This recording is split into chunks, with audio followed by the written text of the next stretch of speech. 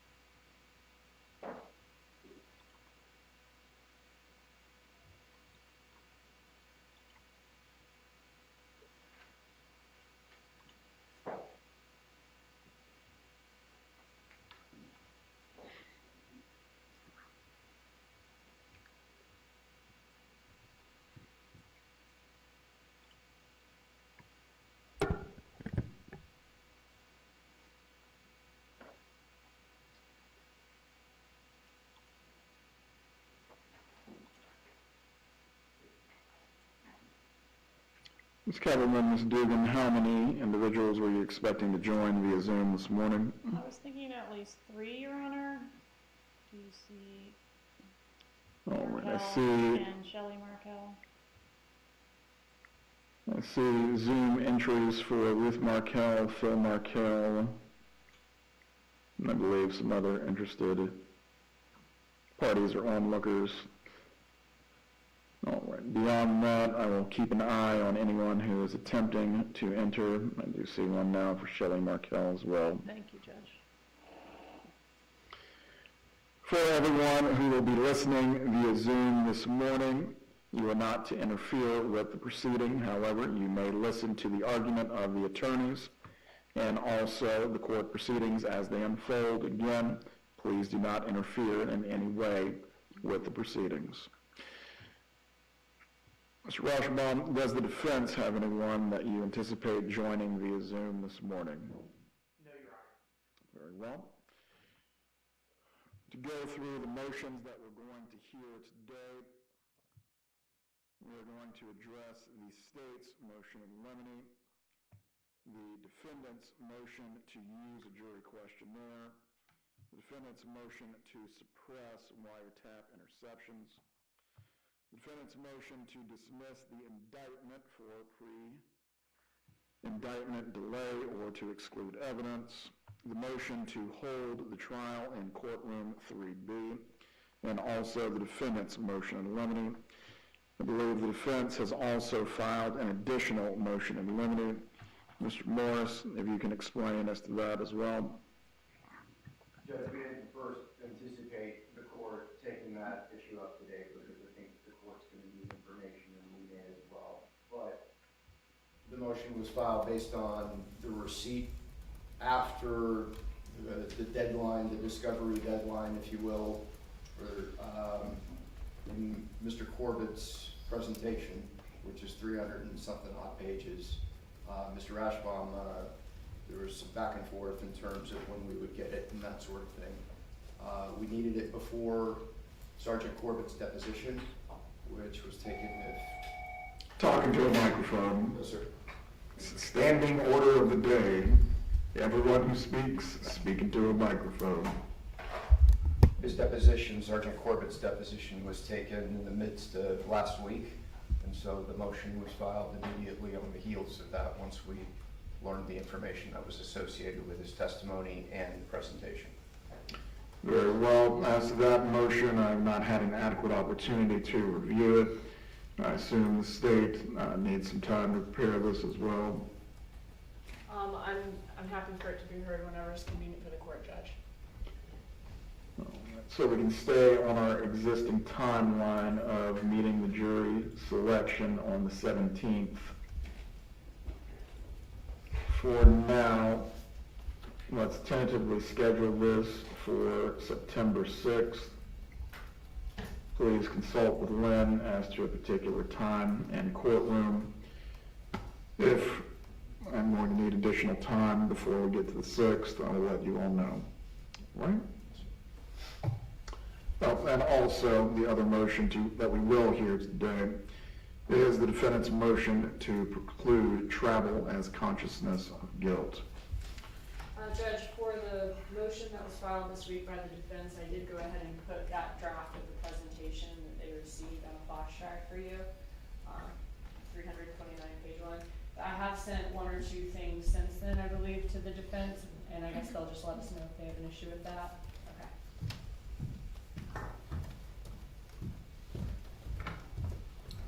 Okay. Right, thank you. One other matter that I wanted to address as well before we get into the argument of the motions.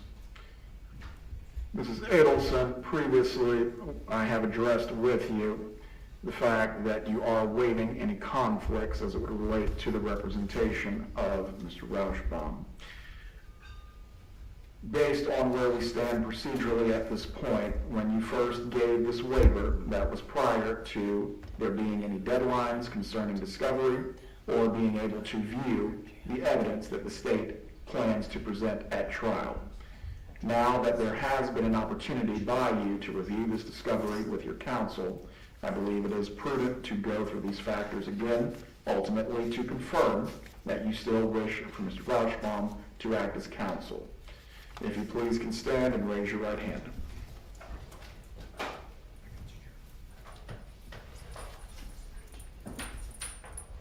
Do you swear or affirm the testimony you're going to give will be the truth? Yes. You can lower your hand. Mrs. Adelson, you understand that you have, under the Constitution, a right to conflict-free representation. Do you understand this, ma'am? Do you also understand as well that one of your attorneys, Mr. Rauschbaum, previously represented your son in a case or a similar case in this matter? Yes. Do you understand that he has a duty to hold in confidence certain aspects of that representation? I understand that. Do you understand as well that this could create a potential or actual conflict as it relates to your representation in this trial? Yes. As to that conflict, do you realize, or I should say, do you understand that this could affect your defense in some way? Yes. Have you had an ability to consult with other counsel as to whether you wish to have a conflict-free counsel? I'm aware of that, yes. And as to any potential or actual conflict that may exist with Mr. Rauschbaum's representation, are you waiving this? Yes. Thank you. You may be seated. And again, so it's clear why I'm doing this, ma'am, at this stage as we move closer to trial, things are going to occur rapidly, including rulings on the motions that you filed, rulings on the state's motion, how this is going to affect the evidence, and how this will ultimately affect your trial. At any point, if you decide that you are no longer willing to waive this conflict concerning the representation, that is something that I'm going to need to address. Do you understand this? I do. If defense counsel as well becomes aware before the next hearing that the conflict is no longer waived, please bring this to the court's attention. Yes, Your Honor. All right. Let's go ahead and start with the motion that procedurally bears on whether the case will move forward or not. The defendant's motion to dismiss the indictment for pre-indictment delay. Mr. Morris, Mr. Rauschbaum, whoever is arguing this on behalf of the state, I'll allow you to proceed at this time. Judge, may I approach the lectern? You may. I got it right, lectern. A+ for use of grammar. Go ahead, sir. So, Judge, you've read the paper, so I'm not going to go into too much detail other than what's said. I don't want to repeat myself too much, but just to point out a couple things. Here there are two components that need to be shown. You need to show prejudice. Well, you need to show a delay, first of all. That's clear. I think that's clear on the facts. The murder was in 2014. Donna Adelson was a suspect in 2016. An affidavit was released in 2016 showing she was a suspect. You'll see the evidence in this case. We've had an opportunity to review the exhibits the state intends to present is the exact same, pretty much, evidence that existed in 2016, that existed in 2019 in the trial, the first trial of Catherine Magbanua and the others. So you do have a time delay. What we have to show is prejudice. So before you continue as to that, and really all the details as to this matter, specifically, when are you alleging the first time is Ms. Adelson could have been charged? She could have been charged in any time. She could have been charged in 2016, right? She could have been charged. They had affidavits for arrests of certain individuals that they didn't do in 2016. So she could have been charged in the first indictment of Catherine Magbanua, Sigfredo Garcia, and Luis Rivera. She could have been charged at any point in time from there on forward. The reason I asked the question is because the motion makes reference to 9 years, but ultimately, when someone can be charged is when the clock starts ticking, at least by the logic of your motion, correct? I mean, yeah, look, she could have been charged any time after 2014, right? I don't know. I wouldn't go that far. I'm just saying, look, this is not, and to be clear, this is not a statute of limitation. There is no statute of limitation. There is none. So we agree with that. But she could have been charged any time after the murder. But what's clear is that the evidence that they're using today, they had in 2016, right? Much of the trial in 2019, 2022, and 2023 is the exact trial that we're going to hear in 2024. So the only new evidence since then is her trying to get on an airplane to go to Vietnam, which we don't think is evidence, right? So essentially, their trial is based on wires that existed in 2016, emails that they had in 2016, text messages that they had in 2016, right? And they certainly had it in 2019. So 9 years is 9 years from, I guess, the murder, right? But if you're looking at it in any component, you're looking at what would fit under Florida law, under the 11th Circuit law, certainly a time delay, okay? So when you get that, then you have to look at the prejudice component, and you have to look first at the prejudice component. And you see here that because of that time delay, there are records that no longer exist that would show that she needs to defend herself against two of their main components of their case. So two of their main components of their case are going to be, and they're both brought in by Sergeant Corbett. Two of their main components of their case are call patterns, and I use the word patterns lightly, because in order to show a pattern, you need a length of time to show a pattern. So when they got call records, I believe, starting in May of 2014 through July of 2014. So they got a very short period of time. Because she wasn't charged in a timely fashion, call records showing that there is no pattern, that this is exactly what would have happened earlier, these pattern of calls, existed back then, but they haven't existed for years. What was the retention policy for the phone service provider? I believe it was 3.5 to 4 years. So that would take you back to 2019, give or take. And so we're able to not fully defend that point because the records don't exist anymore. That's prejudice. The second component are some text messages. So they have text messages where they claim it shows that she is outside of Charlie Adelson's house. We have to defend that It's their one main piece of evidence. This is a premeditated crime they're charged with. Is there one piece of evidence after the murder? There's very little piece of evidence after the murder, other than that and the wires. So the way to defend that is through SunPass records. Those SunPass records don't exist anymore. Now, What is the record retention on the SunPass? 3.5 years is what we're told. And that's what Agent Corbett testified to at the last trial.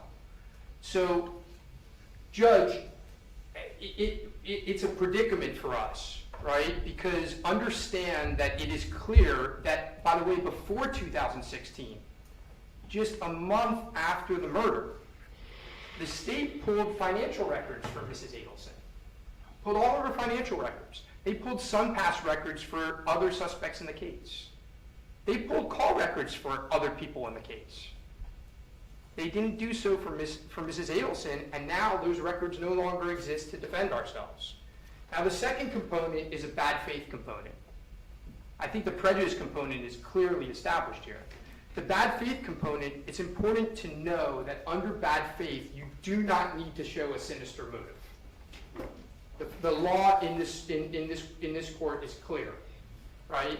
United States v. Foxman, 87 F. 3rd at 1223 says that bad faith in this context does not require a subjective sinister motive on the part of the prosecution. That's important. Okay? We don't have to show that the prosecution did this on purpose. What we have to show is that they had a strategy, and their strategy was to wait. That was their strategy. Their strategy was to wait because they hoped that people would flip. And they kept on hoping that people would flip. They kept on hoping through the offers of immunity and otherwise that people would flip. And over time they didn't flip. And so they waited, and because of that, we're put in a position where these records no longer exist. Now, Judge, we do argue in the alternative in this motion. And what we argue is if the court is not willing to dismiss the case, they should keep out arguments of and admission of these pieces of evidence. Now, we're not arguing that they necessarily need to keep out all the call records, but they should not be able to argue that there's a pattern of calls. Because they can't establish a pattern because there's an earlier period of time that they have no idea what exists, and we don't have the ability to show it. With regards to the text message, we think it should be excluded. The SunPass records would clearly show whether Mrs. Adelson was at the house or not at the house. It would definitively show that. Well, let me tell you why. Because you would see, what SunPass records show back then, as they did now, is they show entry onto a turnpike. Correct. And so you would be able to see when she entered the turnpike. Let me stop you there. Yeah. Are there not methods to travel and avoid the turnpike points? But Where it might not be as direct, it might not be as easy, where if you enter the turnpike here, you have an easier point of access to drive, but ultimately, could she have reached Mr. Adelson's home and avoided the SunPass altogether? their record shows she did enter the turnpike. Their own witness shows that she entered the turnpike because he's got, on his many charts where he guesses, he's got her on the turnpike through a cell tower. So you don't have to guess that she entered the turnpike. You know exactly that she did enter the turnpike. Their own records show that she entered the turnpike at what's called the Dolphin Expressway. Okay? So you go take 95, and you get on the turnpike at the Dolphin Expressway. That's where Dolphin Stadium is. You would, first of all, see on the SunPass the entrance there. And their records show that she's on that. Their cell tower records show that. Okay? Their cell tower records show also time frames on that same turnpike. Shows on their map, on their dots. They show her on the turnpike. What it can't show is if she got off the turnpike, it may not have shown her get off the turnpike, but it would have shown her get back on. So in other words, if they're correct, and she had gone to Charlie Adelson's house, which she didn't, but if they're correct, at some point she would have had to exit the turnpike. Okay?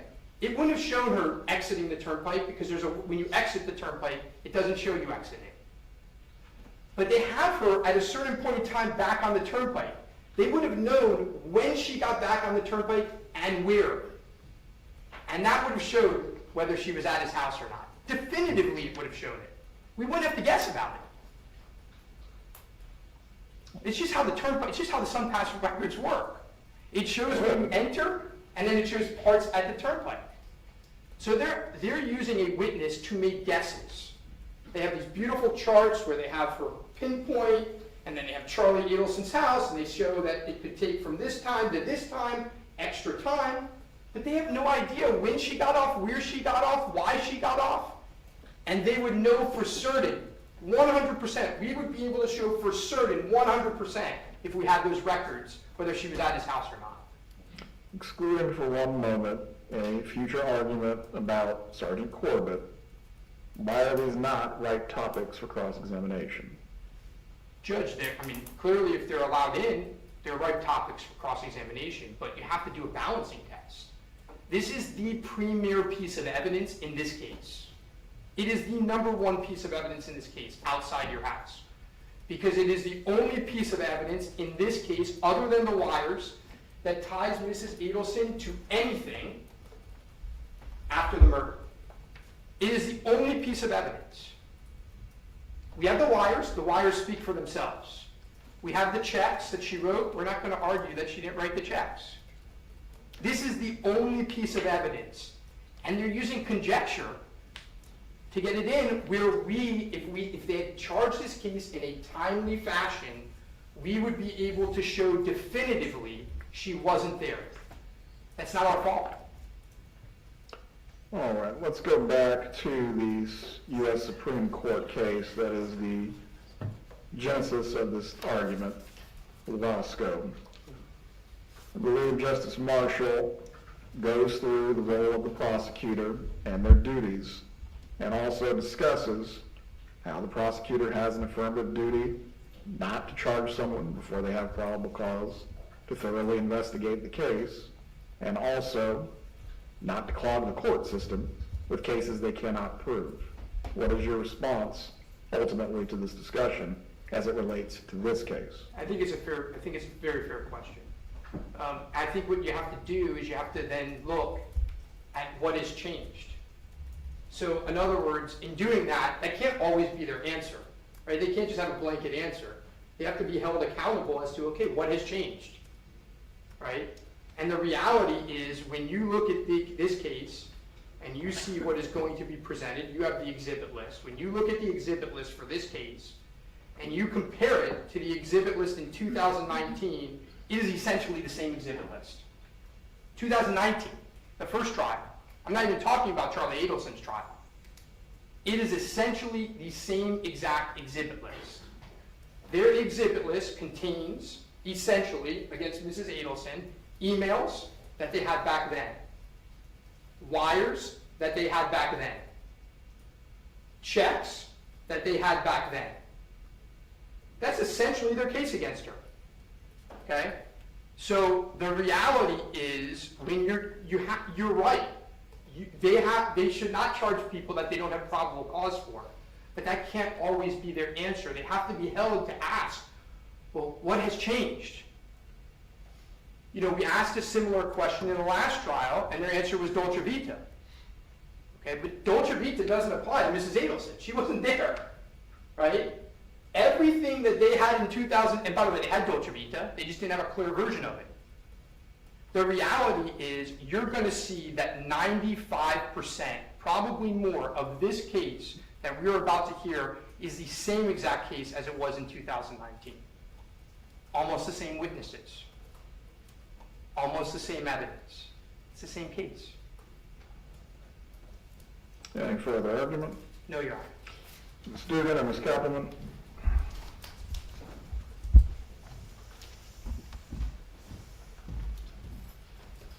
Thank you, Judge.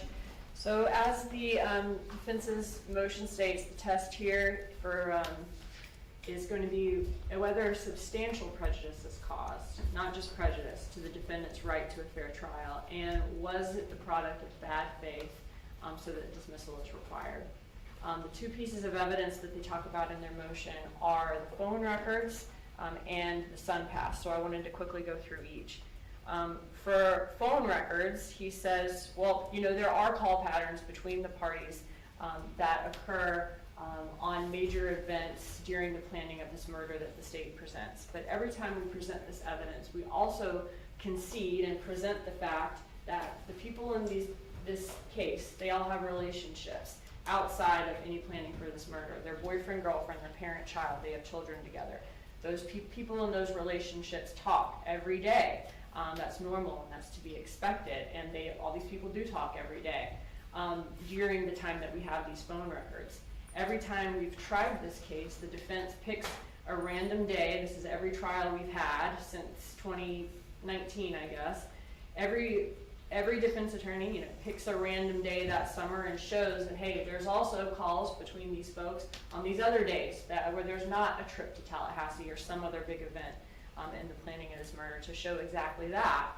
They've done that every time through cross-examination, and they do that without having prior records prior to May of 2014.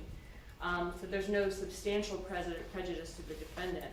And there's no bad faith here. Law enforcement subbed records beginning in May of 2014 because they were trying to get records from around the time the shooting occurred in July of 2014. So a little bit before, and then also we have records after. We have records leading up to 2016 where there was no murder being planned at that time. And obviously all of the parties in this case, as we establish in the case, are still in contact. They're still talking because they all have those pre-existing relationships. Before you continue, is there a reason the records that are at issue in this motion were never pursued? Because those are the times around the June and July trips where there was the attempt to kill and the murder of Dan Markel. We have messages between them going back before that time, but we believed, or law enforcement believed at the time that they subpoenaed those records, that was the most relevant time to the information in this case that would be relevant to this case. Were any further subpoenas as to SunPass or phone followed up on once the state believed it did have probable cause against Mrs. Adelson? I believe that after, so getting to the SunPass records, the SunPass records we did, I think, try to get late last year once it came to light that, can I address the SunPass records and I'll let you know kind of what our intent was? Okay. All right, going back to the phone records, though, this is not substantial prejudice, and it's not a situation, though, where the state purposefully did not indict Ms. Adelson until she could not get these phone records anymore. So there's no bad faith in this case. It's not a situation where we purposely didn't indict her so she couldn't get that. Moving on to the SunPass records. First of all, there's no substantial prejudice that these records would be exculpatory. As the court pointed out, we don't know if there was a way she could have avoided that. We don't know if the exit or entrance even had a transponder in 2014. In fact, given that the defendant texted Charlie Adelson outside your house, and there was a witness at trial, Catherine McVanois, who said that the defendant had been at the house that night right before she arrived, we believe the SunPass records could very well be inculpatory. And there's no bad faith here because we would actually like the SunPass records too. We did, as the court asked, we had Jason Newland make a call to try to see if we could get the SunPass records. I believe it was last fall in 2023, but we also learned that they don't have them anymore this far late in the game. But the bad faith portion of this is only satisfied when the government makes a judgment about how to proceed with litigation to gain advantage over the defendant, and as a result, the indictment is delayed. The reason we didn't try to get the SunPass records earlier was because the state didn't really zero in on the fact that Donna Adelson went to Charlie Adelson's house the night of the murder until Catherine McVanois offered that information in 2023 leading up to Charlie's trial and at Charlie Adelson's trial. Catherine McVanois mentioned that Donna and Harvey Adelson had visited Charlie Adelson's house the night of the murder. Before you continue, Yes, sir. Was this new information learned either through the proffer or trial preparation that had never been, or never come to light before? Yes, we learned that from her through her proffer and through information that she gave leading up to trial and her testimony at trial, which was all in 2023. The trial being Charlie Adelson's trial in fall of 2023. Obviously, Donna Adelson's phone locations, right, have always been in the records. The messages have always been in the records, but we didn't zero in on the fact that, hey, that's where this cash could have came from, and that was this relevant to the money drop, until Catherine McBanois said his parents had just been there right before I arrived. She said in her testimony that the money was there when she arrived, that it was damp. She believed Donna Adelson had washed the money. That made us zero in on the fact that Donna Adelson had been at Charlie Adelson's house right before she arrived, and that's when this money exchange could have taken place. After that, we began to look for evidence, that corroborated her statements. Leading up to trial, and we found evidence in the phone records that corroborates the fact that Donna Adelson did go by the house through her locations, through the message outside her house. But this wasn't a situation where we waited to indict Donna Adelson until SunPass records were no longer available. We would like to have those too.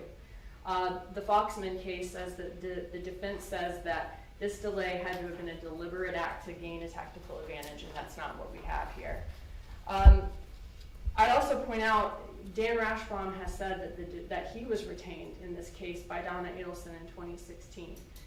Every trial that we've ever had has been, on YouTube, if anybody wants to see it, and they could have, if they believe that these SunPass records or phone records were so exonerating and obviously needed, those could have been requested prior to when they would no longer have been able to have been received. Can the defendant, absent an active case, send a subpoena of this nature? The defense said in the last trial that he tried to get the SunPass records and he wasn't able to before we had even thought to try to get them. Please continue. I'm not sure when he tried to do that.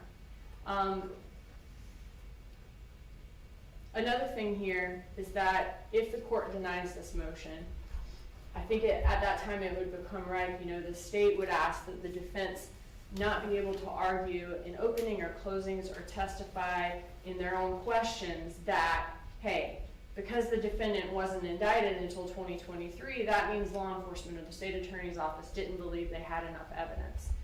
What anyone in law enforcement or state attorney's office thinks in this case is not relevant. Given that, we believe that, obviously the dates that law enforcement received evidence, the dates that, suspects were tried or convicted, those things are all fair game and can be pointed out by the defense, but not the argument that this delay was because the state attorney's office or law enforcement didn't believe there was enough evidence to convict. So to summarize in a nutshell, the state did not even understand what it had in the way of a text message until Catherine McBanois' proffer. That Catherine McBanois' information that she provided to the state really made us zero in on that and realize that money could have been exchanged at that time by Donna Adelson to Charlie Adelson. And so, obviously we always knew that they were traveling up to Tallahassee that night, the Harvey and Donna Adelson were. After the murder took place? Yes, sir, but Catherine McBanois' information that we learned after her trial, when she began to cooperate in leading up to Charlie Adelson's trial, is what made us zero in on that. Very well, thank you. Brief response, and then we're going to move on to the other motions. Sure. Judge, I'll do the factual point first. I was retained to represent Donna Adelson in the late summer of 2016. Okay, so I think it was the end of July, beginning of August 2016, I was retained to represent Donna Adelson. The first trial happened in 2019. When that trial happened, we tried to get SunPass records. We did. We couldn't, because we weren't an active party. We didn't have any subpoena power. Were you stonewalled by SunPass? They told us, yeah, exactly. Okay? When we tried to get SunPass records again was when Charles Adelson was indicted in the case.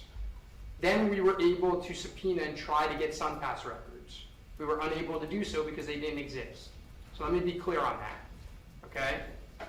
All right, the first time we were able to attempt to get SunPass records, they no longer existed, okay?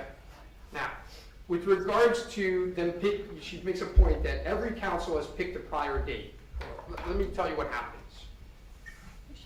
We did pick a prior date, but our universe for picking a prior date is like this big, right? And you'll recall at the last trial what happened with the prior date we picked, right? We aren't many prior dates. They found court filing on that prior date. By the way, the court filing wasn't anywhere near the time of the calls, but they found a court filing on that prior date, and they made a big showing that this is another event, right? The reality is we want to find dates in 2013, in 2012, in January of 2014, in February of 2014. None of those existed because what they did is they got records only for a 4-month period of time. And any date that we picked... As to that point, Yeah. and I understand what you're getting at, but don't defense counsel in all manner of cases all the time say the subpoena was too wide, you cast too far? Meaning, the murder, what led before, what led after, there's really not a lot of argument as to the relevance. But if the state is seeking records of your client, or hypothetically any defendant, going back years in advance, are they really permitted to do that? They don't need to go back years in advance, but they're presenting evidence in this case. Let me make 2 points to that. First of all, they got financial records years in advance.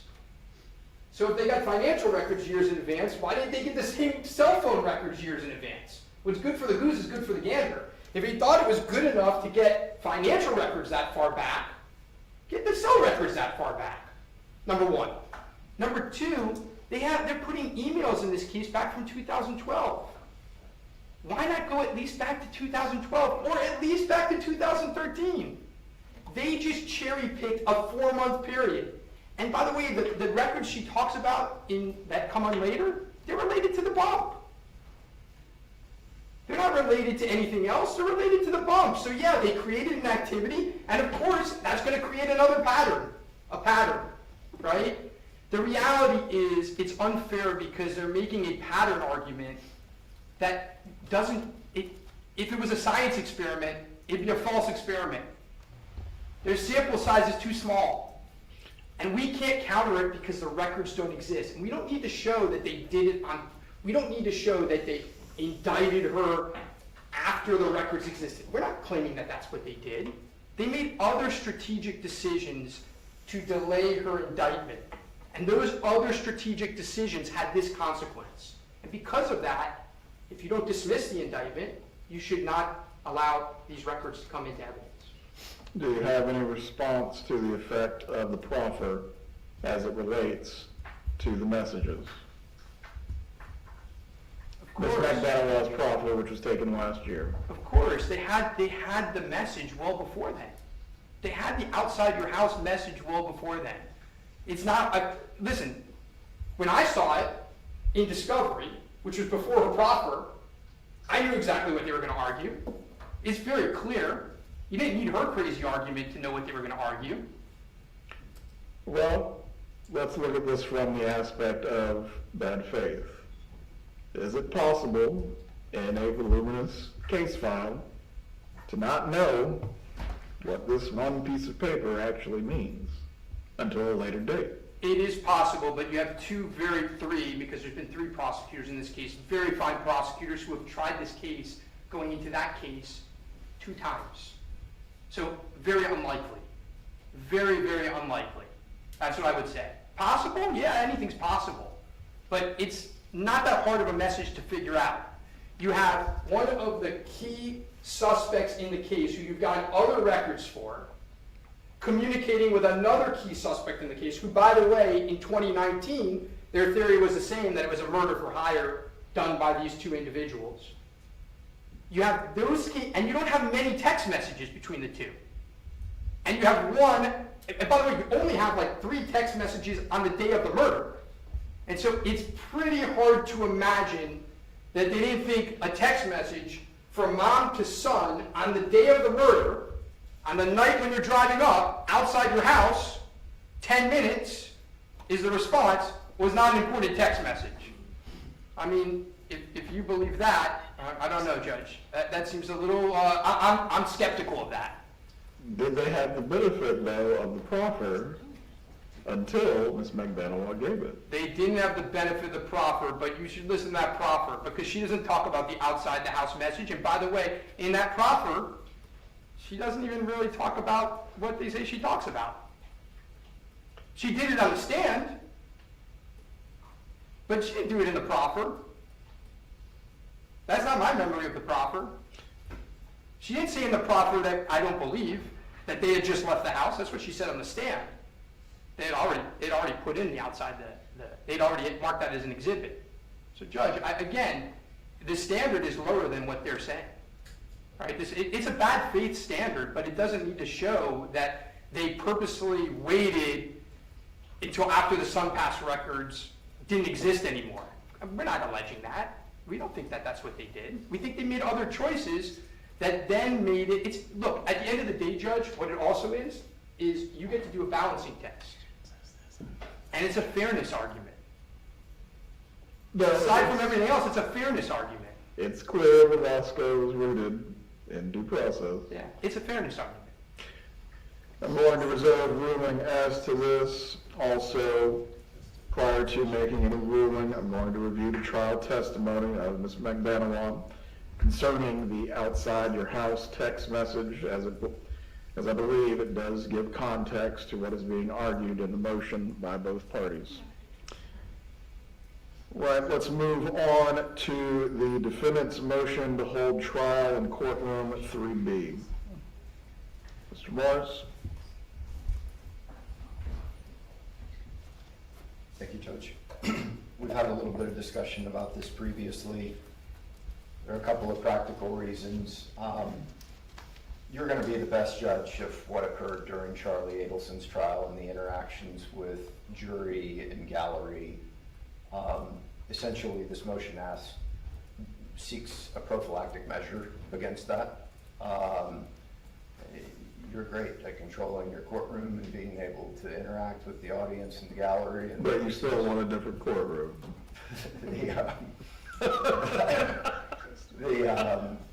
Don't butter me up. Get to the point. Fair enough. Judge, where we sit at counsel table there, the prosecutor's table obstructs the view of jurors 1, 2, 8, and 9. There's no ability for Ms. Adelson to view those jurors. There's no ability for the jurors to view Ms. Adelson or defense counsel. And of course, that's an important facet. Defense counsel sits here, the display is here. Examining a witness, you park at the prosecutor's table, of course. Disconcertingly, in the last case, there were circumstances where communications between counsel and the defendant are posted on the internet before the lawyer can even get back to their hotel. And so it's been interesting to read the media response. This isn't a circumstance of trying to curtail the media's ability to gain access. It's a function of trying to facilitate there are fewer opportunities for problems to arise. It's a practical consideration, and of course all of this is in your discretion. Well, I was going to say, in researching your motion, I did not come across a fundamental statutory or procedural right to be tried in a particular courtroom. Do you have one to argue today? No, I do not. It's a due process argument and an argument of prophylactic measures to protect against. And then the last component, which I've tried many cases in the courtroom, multi-co-defendant cases in the courtroom. All of them are different. The acoustics in this room are rough sometimes. But from the number of inmates that we potentially have testifying in the case and the movements of people, Yes. It's not my challenge, it's the bailiff's challenge, there are security issues, and I know that it's difficult here. Courtroom 3B is smaller and more compact. I know that someone has mentioned that there are technological concerns of it being antiquated. No better time for us to ask court admin for an upgrade. We've got time to be able to put a machine in that works appropriately. There's really a functionality and a practicality argument to make sure that we best protect Ms. Adelson from things that we've seen occur previously. Very well.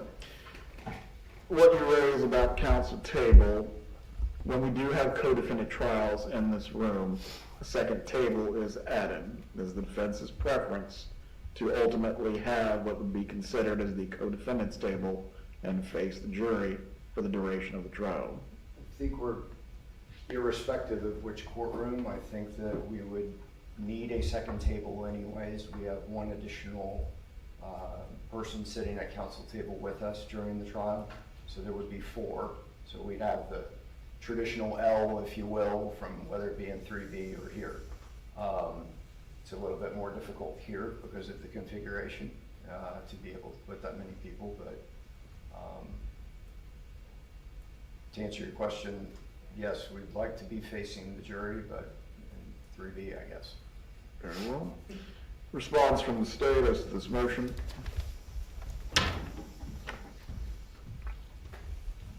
Yes, sir. Yesterday a letter was sent by the Markel family stating their reasons they wanted to remain in 3G. Did the court receive that? I was able to review it. There were also some other letters that I received, either from concerned parties that were forwarded, I believe the state and defense as well. Did everyone receive the letters of the concerned parties? Yes, sir. You may continue. Aside from those letters, just from the prosecution's perspective, the primary reason for us asking that it remain in 3G is just from a practicality standpoint in presenting the case. You know, in 3G, we have the big screen overhead. We have the multiple screens in the jury box for the individual jurors. We have a screen, an individual screen for the witness. In 3B, there's only one overhead screen that all 12 jurors will have to kind of squint to see. Also in 3B, the clarity of the picture on that overhead projector that from the big screen, and sometimes the sensitivity of the USB cord that's connected to your computer are a concern. Sometimes the state has to actually, wheel a TV down in that courtroom to use. Don't bring up that Very television. inefficient, and I know it's You the court know knows. I hate that television. Right, it's a pain. And so, being in 3G isn't just something that we do for, or we've asked for. In this case, we asked for it in all cases where we have a lot of visual evidence to be shown.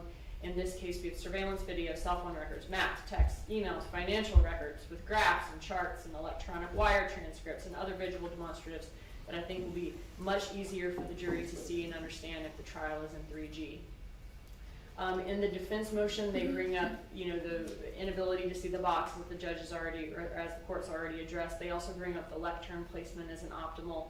I routinely will move the lectern with the microphone over to the projector so that I can operate the projector, or have my laptop up here on the lectern so that I can use my laptop and have it on the big screen so that I'm still at the lectern and not, and can move it about.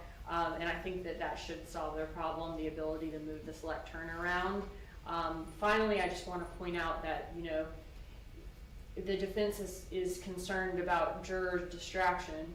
However, in 3B, the jury box is extremely close to the gallery. So I think that there's a risk for distraction there as well. And I think that the court in the last trial, through instructions to the jury and through making sure there was no cell phones used, was able to remedy that. Very well. Prepared to rule on this issue today.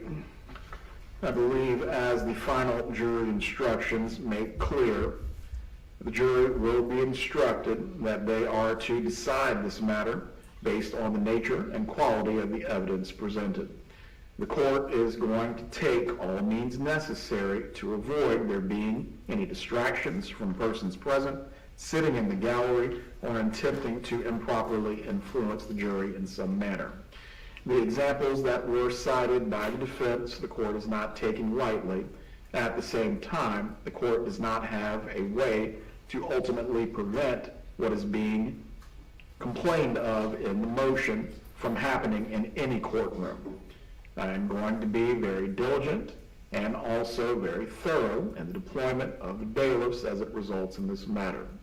The court also will take all suggestion from the defense as it relates to the placement of the table, so the defendant can be clearly seen by the jurors throughout the trial. as to the placement of seating on the defense side. Ultimately, any observers or onlookers in the gallery are going to be placed at least 2 or 3 pews behind the defense, so that way there can be no attempts to either photograph or record the defense's interactions with each other, with Mrs. Adelson, or attempt to get any snippets of papers or other matters. Concerning the media and also any onlookers, I'm really not going to get into why people wish to come, if they have a legitimate interest or if it's just a curiosity for them. The Constitution provides that the courtroom will be open. Unless there is a statutory or otherwise basis for closing the courtroom or excluding persons, the courtroom is considered open. However, the conduct of those persons, the court will closely monitor. Anyone who is acting inappropriately will be removed from the trial. If this even goes to the issue of contempt and trying to influence the jury in an improper way, believe me, I have no problem having them break out the handcuffs. You can ask around. The defendant's motion to move the trial to courtroom 3B is denied, and this is also for practical purposes as well. Courtroom 3G is the most recently renovated courtroom in the Leon County Courthouse. It has technology options that are unavailable in the other courtrooms, and it is also best capable of accommodating the needs of this trial itself. If the state can prepare an order or the defense as to the denial. Let's move on to the defendant's motion to suppress wiretap interceptions.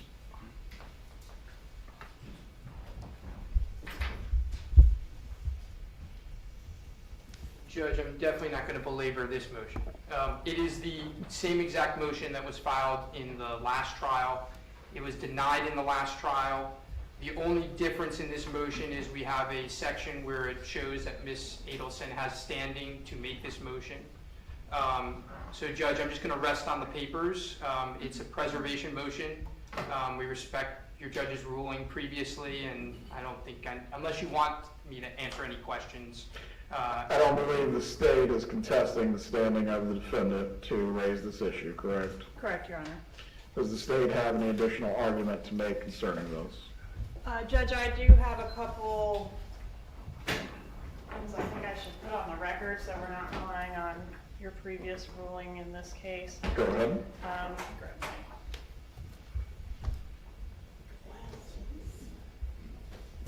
Well, as to certain findings or conclusions of law as to my review of Judge Hankinson's authorization, those to a certain extent I will be relying on, but I'll allow you to continue to make your argument. Yes, sir. I just want to put a couple things on the record regarding the standard for,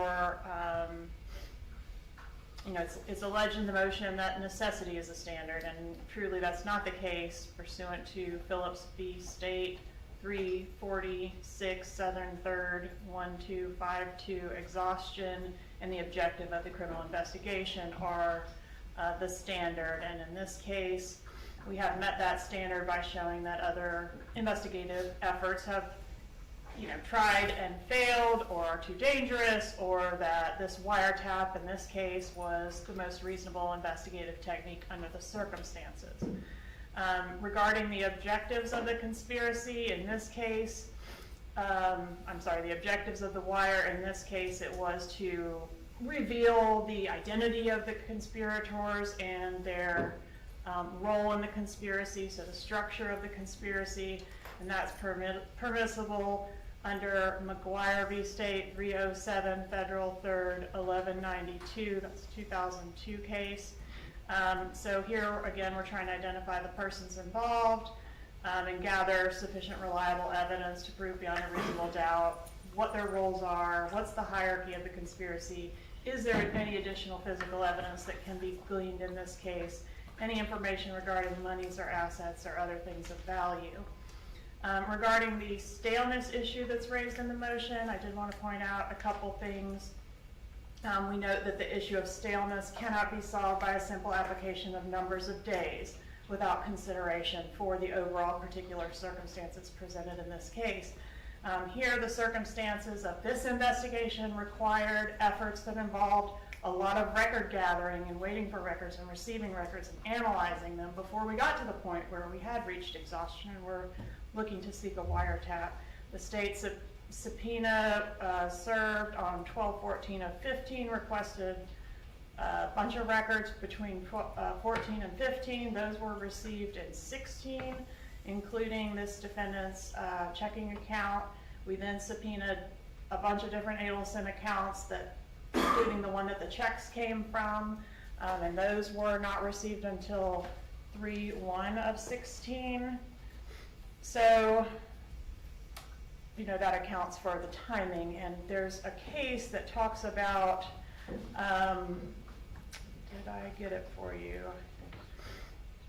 Delay being appropriate in conspiracy cases, or more leeway being given in conspiracy cases.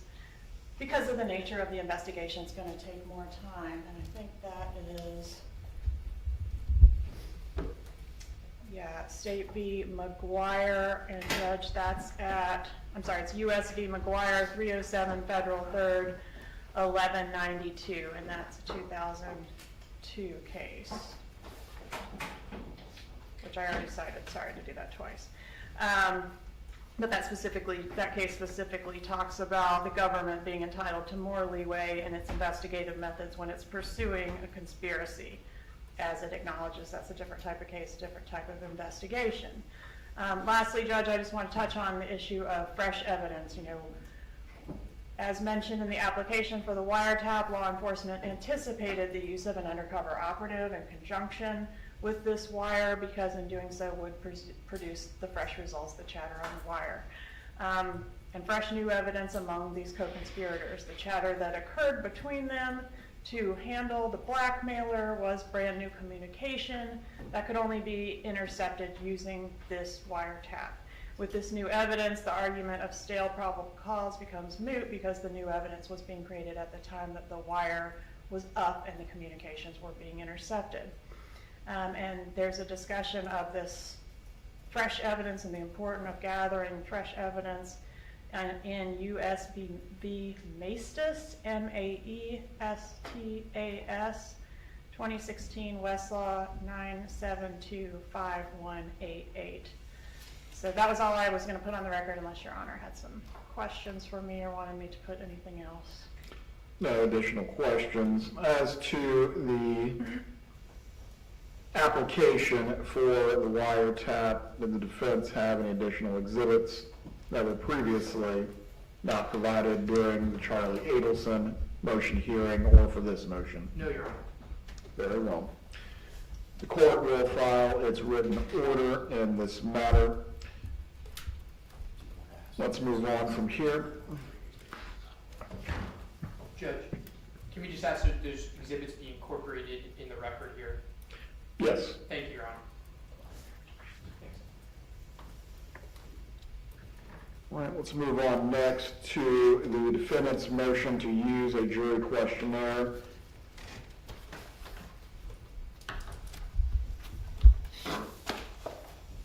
Judge, the law says that it's discretionary. I think Judge Neff is doing one this week or this coming week, if I'm not mistaken. Homicide? Yes, sir. I saw some email traffic from Ms. Gaston with respect to it. But the objective is for jurors to come in, not talk about, hey, what do you think that we're here for, and what's your opinion on what we're here for, and let's discuss the case. And if we're able to have them focus on the answers of the questionnaires and then submitted, the defense feels like we're miles ahead in terms of information gained, decreasing the possibility of tainting the venire or the pool, and being able to hone in quicker on issues. Now, all of the questions, Your Honor may take exception to some of them, the state may take exception to some of them may need to be recrafted. It could be made shorter, but the overall goal is to see if we can get more information in the door before we have to start doing work with them.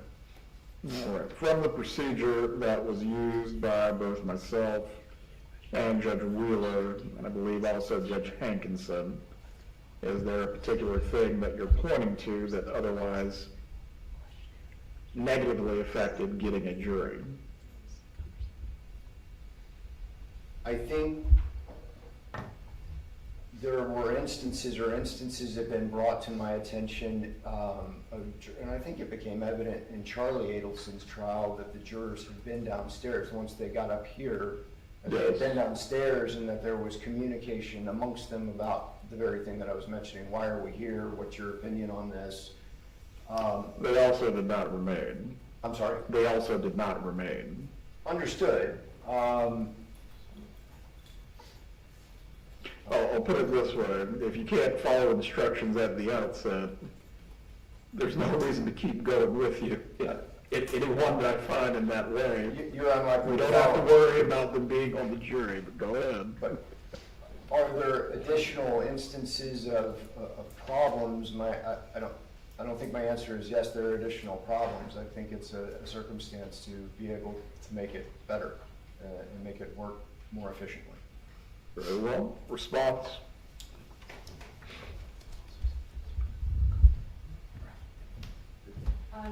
The state objects to using the questionnaire. We think, we'd like to hear and see these jurors answering the questions that the court asked last time. Sometimes it's just as important to see like how someone answers the questions and their body language and what they say and how they say it, as it is to hear the words that they're saying. And so we'd like to not have one for that reason.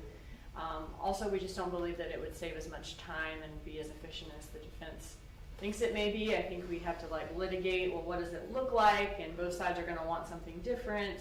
And then we've got 5 or 6 pieces of paper for each juror that the juror then probably ends up getting asked about anyway. So the state would object to it for those reasons. Very well. As to this motion, the court will rule on it now.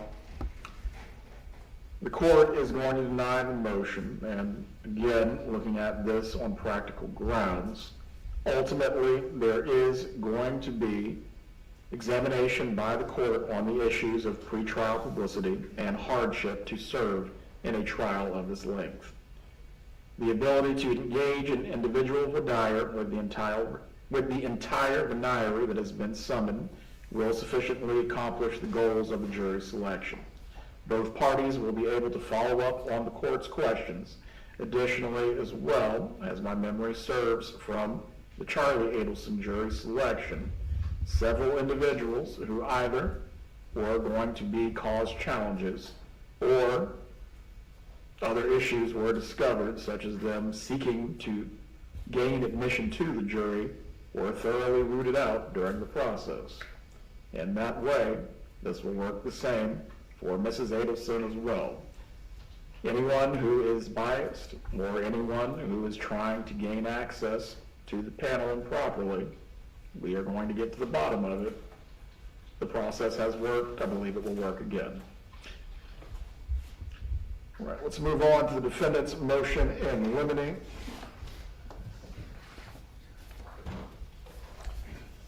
As to the first prong, testimony concerning pre-arrest silence, the motion indicates that the state is not opposing this. Does the state have any additional argument, or is the position changed? No, sir. Defendant's motion in limine is granted as to prong 1. As to prong 2, wealth evidence, you may make your argument. Okay, Judge, as you may recall, the state intends to call Mary Hall as a summary witness. I say summary witness because in the past she's been an expert witness, but I don't think she's an expert. That's for another day. But as a summary witness to talk about wealth records, if you recall, they put in records showing the combined wealth of the Adelsons. They go through a bunch of accounts and they show what their combined wealth was. Judge, we think this is clear that under U.S. v. Bradley, that evidence of a defendant's wealth may be admissible, quote, when relevant to issues in the case, but that use of a defendant's wealth to appeal to class bias can be highly improper and can deprive the defendant of a fair trial. Okay?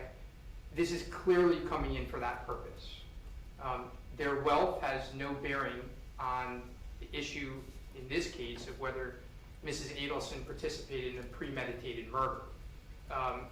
There is no dispute in this case, we will stipulate it to it, that checks were paid out of the Adelson Institute. That was going to be my first question. And as to your general proposition, I would say you're correct on the law in the same way. The jury is not to consider that a defendant is indigent and hold that against them. It would equally apply to wealth. As it relates to the state's theory of the case, is there any relevant evidence of wealth that you're still disputing? No. I mean, the argument in this case is that she paid for a murder, and that is not our dispute. I mean, we're disputing it was for a murder, but we're not disputing that she signed the checks. We're not disputing that the checks came from the Adelson Institute.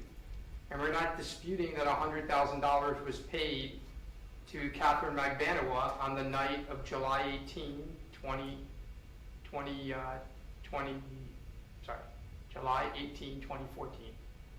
We're not disputing any of that. We're not disputing that they had the ability to pay the money either. Was there other evidence as to transfers of vehicles or other property that is alleged to have been given to Ms. Magbanawa? There's evidence of a car that was given to Ms. Magbanawa that was in Harvey Adelson's name. We will not dispute that either. So again, it's just generally, these are wealthy people, not the specific matters that are being alleged a part of the conspiracy or payment for the conspiracy. We're not disputing any of that. So why do they need to show a wealth of millions of dollars? You know, and they spend a lot of time on it, millions upon millions of dollars. What is that relevant to? I don't think it survives 401. But if you go to 403, it certainly doesn't survive that. Response, State.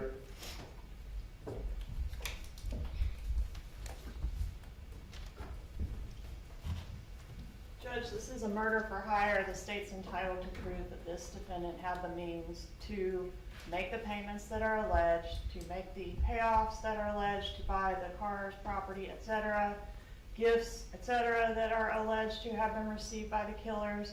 And it's relevant to show that they have the ability to make the $1 million proposed bribe that preceded the death of Mr. Markel. It's important to show the means relative to the payoff. So this was a drop in the bucket, right? That's important, I think, for the jury to understand the motive and the means and how this was executed. Very well. As to this particular point, it will be granted in part and denied in part. As to evidence which specifically demonstrates that either Mrs. Adelson or one of the other co-conspirators used assets to pay Catherine Magbanawa or other members of the conspiracy, the state is going to be permitted to demonstrate that evidence. As far as any general presentation, however, as to all assets of the defendant, that is where the line is going to be drawn. As to Mrs. Holt being examined on whether the defendant had adequate assets to otherwise participate in what would be called the $1 million bribe, or is alleged to be the $1 million bribe, the court will permit that. But again, just going into a general examination of all of their assets as to showing in some sort of way to create a wealth bias, the motion is granted in that aspect. If we need to get more specifically into which pieces will be used, we can do so. Are there questions as to the ruling? May I have a moment to confirm? Go ahead. Judge, may I need something clear too that might help? We're not going to dispute the $1 million offer. In fact, we're going to bring it out. So that won't be an issue. Yeah, I don't think they can hamstring us by stipulating to things. Like, we still haven't. You don't have to accept the stipulation. Right. That, I believe this much is clear as a matter of trial practice. let me just confer with counsel about the financial evidence and see if there's any clarifications needed, Your Honor. Go ahead.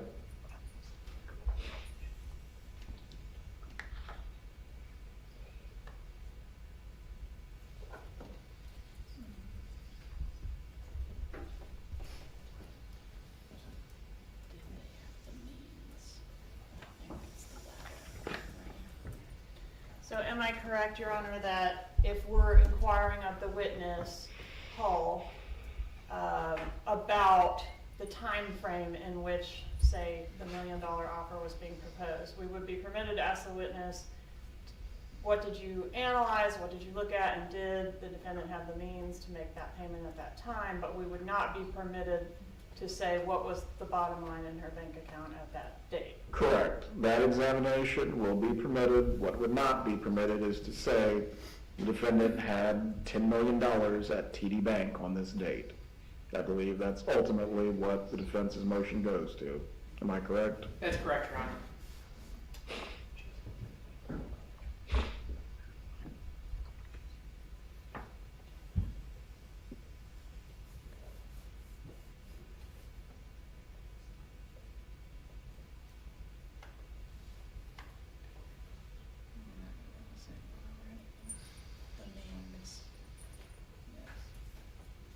I think we understand your ruling, Judge.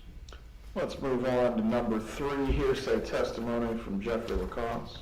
Okay, this one's a little bit more complicated. Not as complicated as you think, but you may make your argument. All right, so Judge, in the last trial, we filed a similar motion, and you ruled in our favor. You excluded the hearsay testimony as being just that, hearsay testimony, okay? And what proceeded to happen, as we all know, is the state then asked the question of this piece of evidence, of these statements, to Wendy Adelson. Wendy Adelson denied that she ever said these things, and then they were able to backdoor it in through impeachment. Okay? Well, I wouldn't consider it as a backdoor as much as, would you agree with me, there are often times when it comes to evidence, may not be admitted for one purpose, does not exclude its use in other ways. I would agree with that statement, but I would disagree that it wasn't a backdoor. But nonetheless, that was that trial. This is different because the question to Wendy Adelson in the outset in that trial was about a statement that Charlie Adelson made.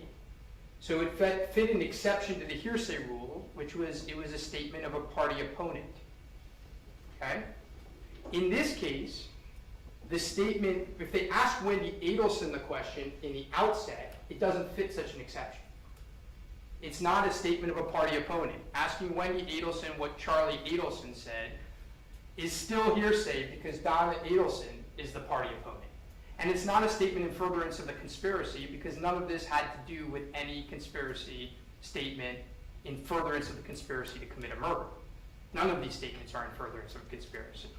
So what I'm trying to say in short order is, number one, we assume you're going to rule the same way, that it was hearsay, and prevent it from coming in through Jeff Lacoste. And what we're also arguing is that it shouldn't come in through Wendy Adelson because that is also hearsay. It's hearsay because it doesn't fit an exception.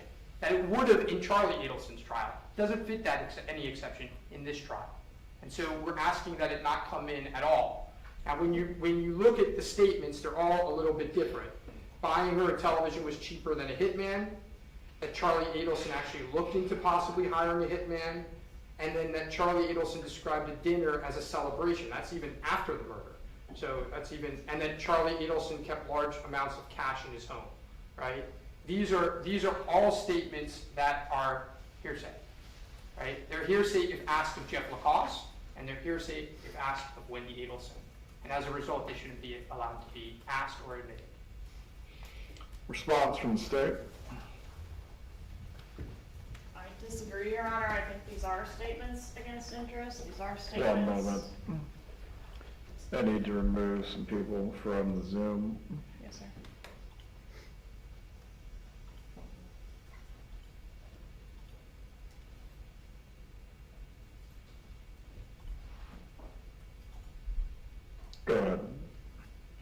are in furtherance of a conspiracy, Your Honor. If Charlie is telling the main beneficiary of this murder that he's looked into hiring a hitman, that's in furtherance of the conspiracy. And how much it's going to cost, too, was part of the statement. That Charlie Adelson had, in fact, in the summer of 2013, begun looking into hiring a hitman to kill Dan Markel, and the cost was either going to be $15,000 or $50,000. One of the two, she said, as you will recall. How can that not be in furtherance of the conspiracy, right? If Wendy denies it, then it's textbook impeachment to call the person that she said it to indicate that she said it. And that is your argument as to all four of the statements that are being highlighted? Yes, Your Honor. Well, I'll reserve ruling on this topic for now. I want to do some additional research as to statements in furtherance of the conspiracy. Let's move on to number 4. Testimony from Wendy Adelson. And Judge, with regards to number 4, the state's position may or may not have changed on some of these. So I just want to let you know that at the outset. They let me know recently that their positions were possibly changing. So here we're trying to prevent certain statements, certain questions from being asked to Wendy Adelson based on relevancy grounds. So the first one is questions about her book regarding human trafficking. We can't for the life of us explain how that would have anything to do with Donna Adelson's trial for first-degree murder. The second one is Wendy's, the name changes of her children. There's never been any testimony that those name changes had anything to do with Donna Adelson.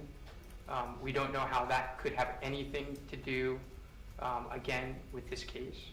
The third is Wendy's willingness to allow Professor Markel's parents to visit their grandchildren since 2014.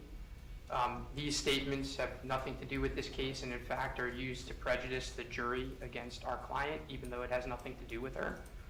And the fourth is, and it came up in the last trial, asking about the Florida grandparental visitation rights law. I think that is one that the state has agreed to not ask about, but they go back and forth, so I'm not sure. So, but I think that is one. Again, these questions have very little to no probative value, and they're done to prejudice a jury. And so under a standard of 403, they should not be allowed.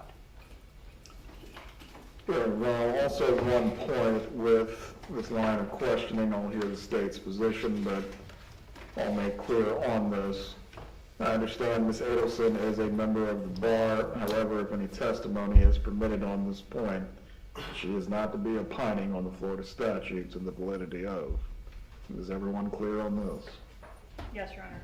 Go ahead, Ms. Copeland. I think in reference to the book, this is the one I kind of flip-flopped on because I went back and looked at how it came up last time, which was that Wendy Adelson denied wanting to relocate, denied being disappointed about losing her motion in court to relocate, and that is, of course, the state's theory as the main motive behind this crime was that she was wanting to relocate to South Florida, and I thought at the time that testimony opened the door to her having written a clearly autobiographical book about a woman just like herself, married to a man just like Dan Markel, who's utterly miserable and stuck in the place that she's living in. So if the testimony goes that way this time, I can imagine a scenario where I might want to ask about that. I'm fine with approaching, if Your Honor prefers that, to see if we think we're there, where I can inquire about that. There's a high likelihood I might not want to inquire about it at all, so however you want to handle that one. In reference to the other two items, I think those go to the state's theory that this crime was done in order for Wendy to move to South Florida with these boys and to erase their father and his family from their lives. And there's a lot of evidence of that, and that's part of the failure to provide access to the children to his grandparents, and the name changes. So these kids were 2 and 3 at the time, and it's the state's theory that the effort was to eliminate their father, not just physically. Right, as to that point, Ms. Kappelman, I understand the relocation and the divorce proceedings as it plays into the state's theory, but ultimately, was it not Mrs. Adelson's right as the parent and guardian of the children to change names or make certain parental decisions after the other parent has deceased? Absolutely, Judge, but those decisions might be relevant to the state's theory in the murder. I'm not alleging that she's done anything illegal, but I think it's relevant to the consideration of whether or not this murder was done. It's inconsistent with what you would expect a parent to do on the heels of the murder of their father, right? So I think a reasonable juror could infer something from that and should be permitted to do so if they find it compelling. Any further argument as to this issue? No, Your Honor. Just one briefly. Go ahead. Wendy Adelson isn't on trial. So, I mean, this may be a different topic if this were the trial of Wendy Adelson, but this is the trial of Donna Adelson. And what they're trying to do is they're trying to dirty up Donna Adelson based on decisions, either fair or not fair, that Wendy Adelson made. And again, that is, again, it doesn't fit, I don't think it fits the relevancy standard, but even if you get there, when you do a balancing test, they're going to be able to show, and they're going to do a pretty good job of trying to show what the divorce situation looked like and how Donna Adelson wanted relocation. I mean, they're going to be able to do that. So just adding this to the fire is, if in any way relevant, is when you do that balancing test, I don't even think it's close, Your Honor, for any of these components. Very well.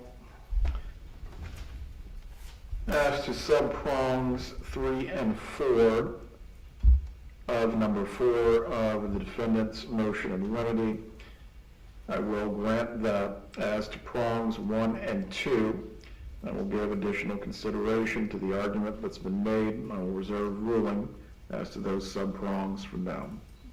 Thank you, Your Honor. Let's move on to prong 5, jailhouse recordings. So I think this is pretty straightforward, Your Honor. We're not suggesting that Donna Adelson's statements, whatever recordings they might use, and we have to look at the recordings, obviously, but we're not suggesting that Donna Adelson's statements don't come in, but Charlie Adelson's statements don't come in. It's hearsay, and it's certainly not in furtherance of a conspiracy. This is after his conviction. So we're only talking about, let me be clear, we're only talking about jailhouse recordings after Charlie Adelson is convicted. So there are recordings in this case that I believe the state intends to use, I don't know, where there is a conversation between Donna Adelson and Charlie Adelson. Donna Adelson, provided they meet other requirements, Donna Adelson's statements are not hearsay.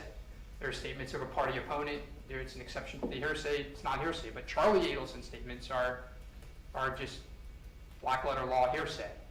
They're not in furtherance of a conspiracy. It's after his conviction. I don't know how they could be in furtherance of any conspiracy. And some of the statements are inflaming.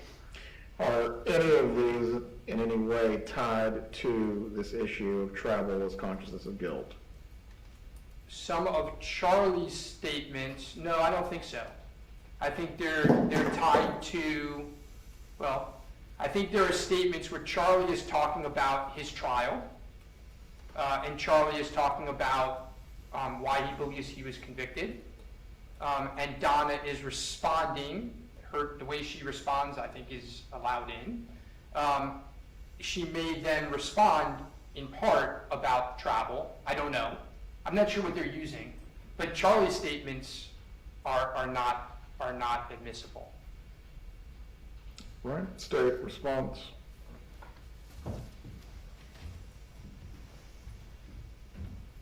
These are statements against interest that are made by Donna Adelson or are adopted by Donna Adelson in a conversation on a recorded line. We're not going to be able to extract one voice out of a conversation and only play half the conversation.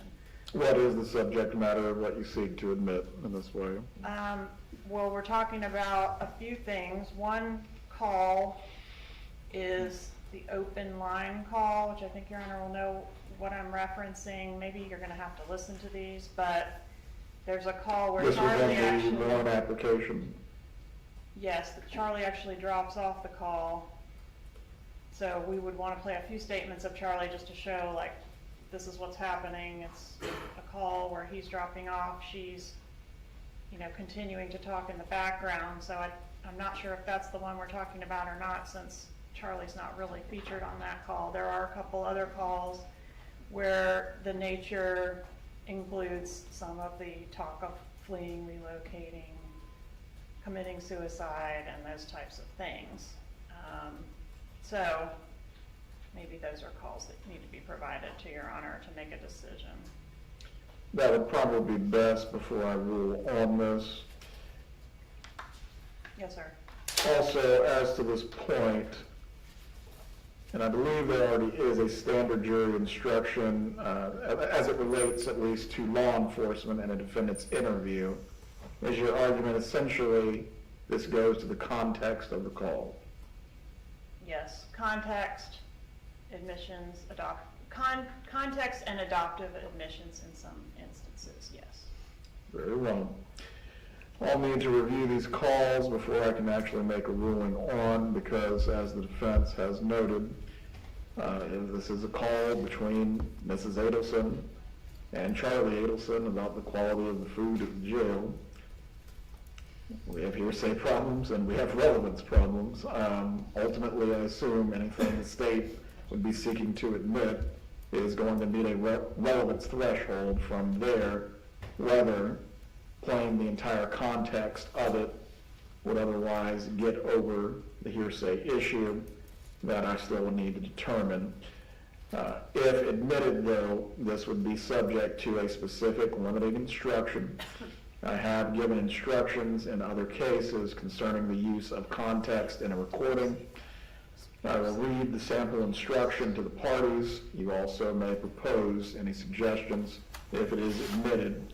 But ultimately, it would be, members of the jury, you're about to hear statements from co-conspirators or co-defendants of the defendant.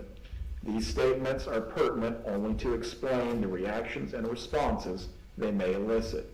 You are not to consider these statements by any co-conspirator or co-defendant as true, but only to establish the context of the defendant's reactions and responses. That ultimately, if any will be admitted at all, that will be subject to that instruction to the jury. So it is clear, Mr. Rauschbaum, that nothing of a non-party is being admitted for the truth of the matter asserted. What?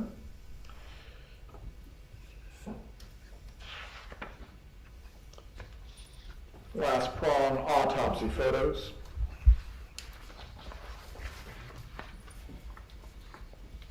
So Judge, the Florida Supreme Court has held that autopsy photographs are admissible if they are relevant and not so shocking in nature as to defeat the value of their relevance.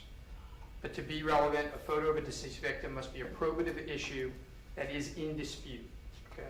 In this case, there is no dispute as to Professor Markel's death or the means that he was murdered. There's no dispute as to that.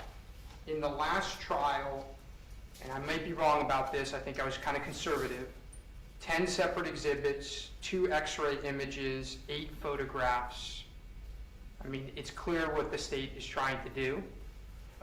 We understand they have to meet their elements, and one of the elements is to show that he was killed. That has never been in dispute. We understand Old Chief. We understand that ruling as well. But Judge, we would ask that these autopsy photographs be limited. That's our request. Although I believe, I'm not certain if any of these were used during the examination of Mr. Rivera, but doesn't the examination of Mr. Rivera in some ways coincide with these photos, at least as to how the murder was carried out itself? I mean, they weren't used with Mr. Rivera, I don't think. They were used with a medical examiner, and they were used in closing arguments. I don't know that, again, I think it's a balancing test. I don't think anyone's disputing how the murder was carried out. There's no dispute. I mean, No, not that he was shot, but ultimately Mr. Rivera's details of what actually occurred as it relates to his credibility as a witness and explaining other aspects of the conspiracy. they haven't done that in the past, but we're also we don't intend on attacking his credibility when it comes to how the murder was done. State, you may respond.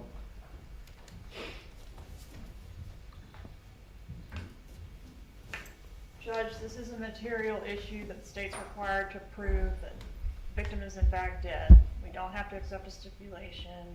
The photographs are what they are. We entered 8 photographs, which is relatively few for a homicide case. 2 of those photographs were x-rays, so not inflammatory in any way. One of them is an ID photo, and one of them is a photo of the stippling on the victim's arm. So that leaves 4 photos that are the type of autopsy photos that we think of as standard autopsy photos that show some gore. None of those are even internal. We're not seeing a scalp peeled back or the head open or anything like that. So I think this is a situation where we don't need to limit any further what the state has already chosen to introduce in this case. Very well, as to this point, I will find that the value of the autopsy photos are probative and that the prejudicial effect does not outweigh them. The motion is denied as to this particular point. Let's move on to the defendant's motion to preclude traveler's consciousness of guilt.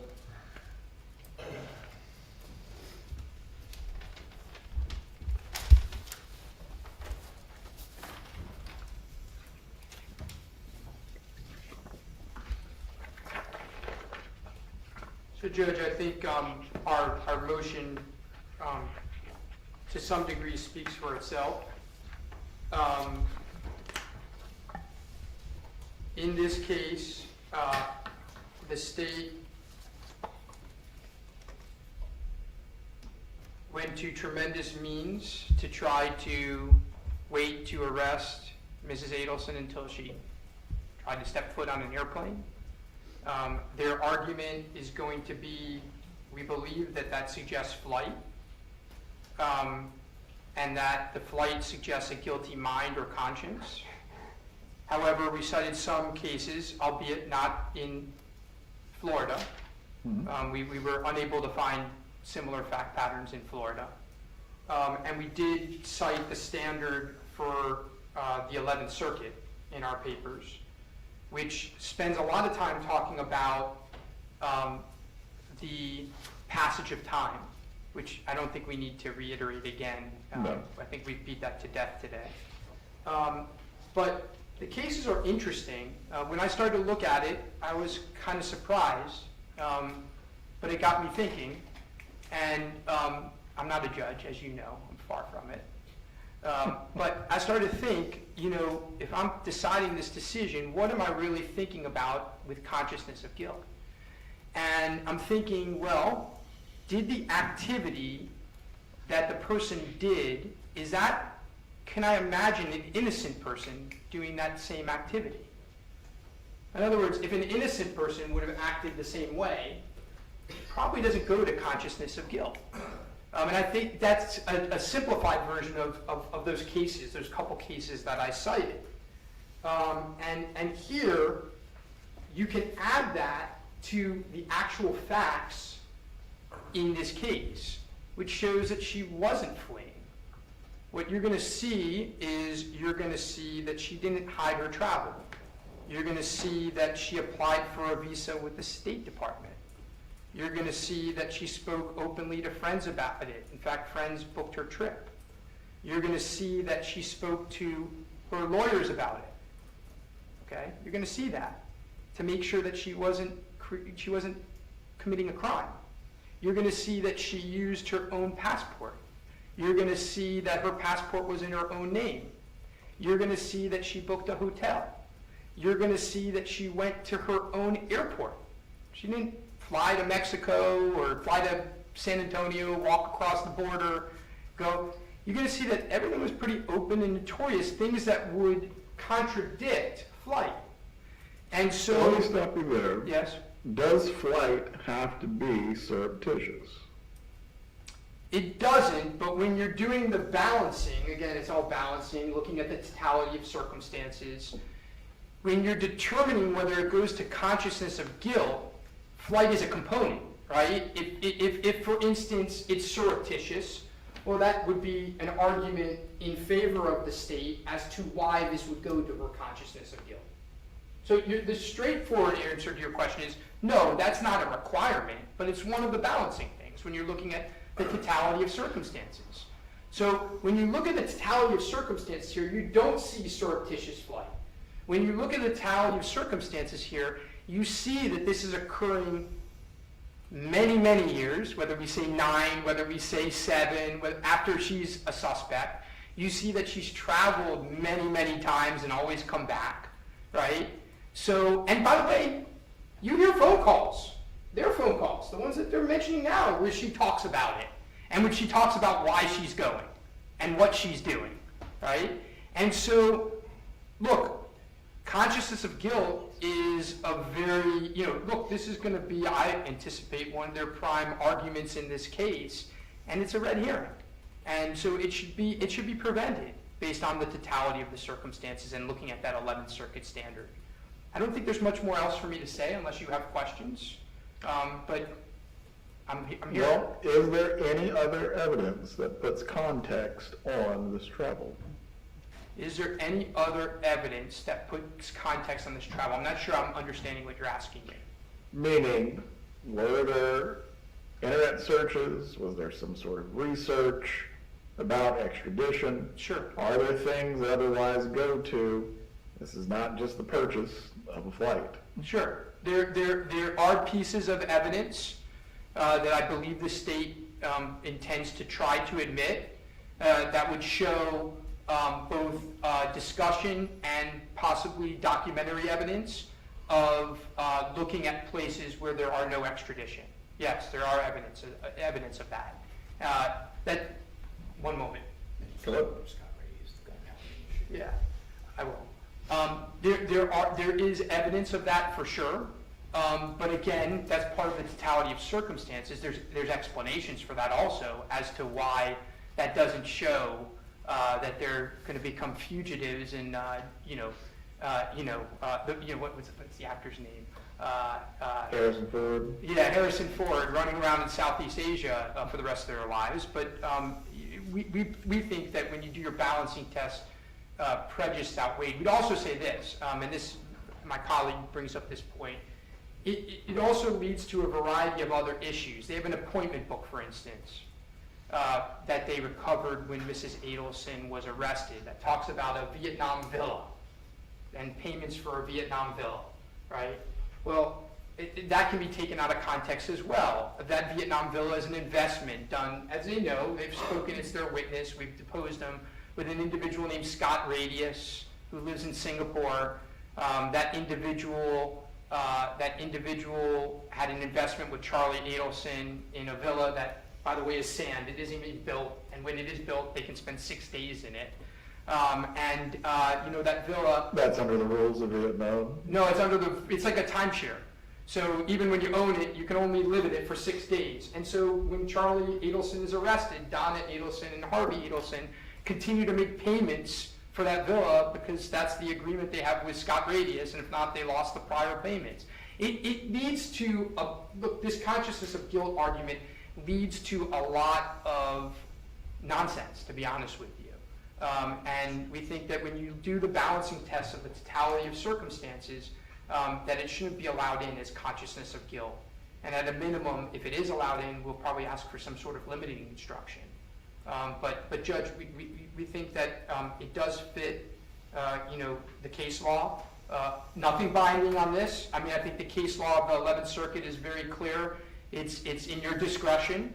But we think that given what they've done and the importance of this evidence to them, we think that when you do the balancing test, it fails. State.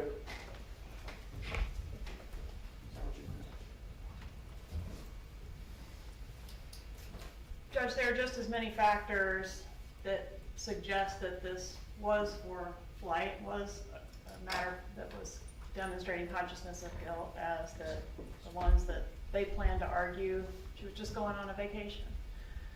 She got an urgent emergency visa and bought a one-way ticket to what she had researched to be a non-extradition country. The state feels that's relevant. If it's anything that the defense wants to argue, and the facts that they've pointed out are they're fair game for cross-examination. They're free to elicit those, and we can have a dispute.